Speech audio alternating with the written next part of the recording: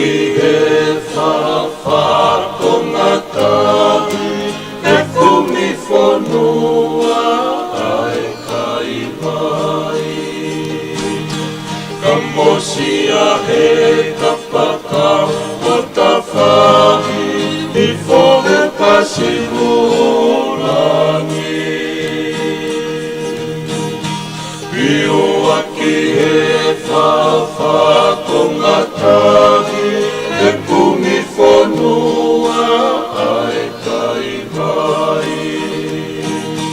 Ka mosia he ka paka o ta whahi i whohe pasimulangi.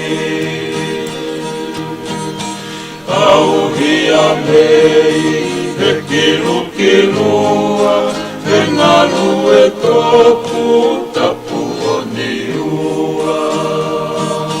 Hopo e la amei he whungataunga si ono ue a koula.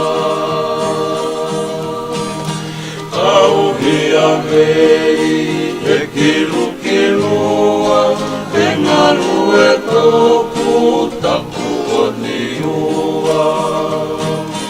Hopo e la amei he whungataunga si ono ue a koula. He lau e taha he wamalua he kuonga e ho whanua. He api a koni ki a ki tahua a honi kuota i kuna.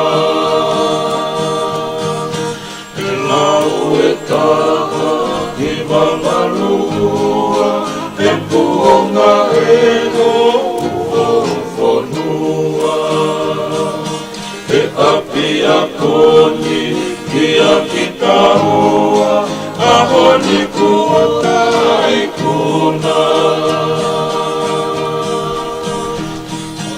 Ai lea a kololo tonga me a fie mea he kohokuonga.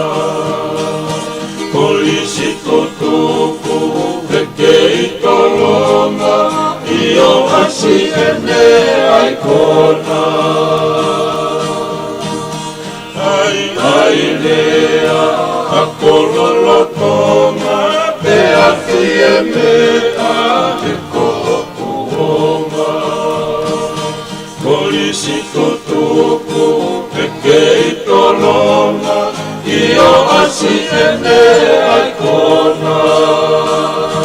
Ritonui mai awafia Laue moana Olarulangi Wasifaina Nauani Wafia Siuferi Siriva Ritonui mai awafia Laue moana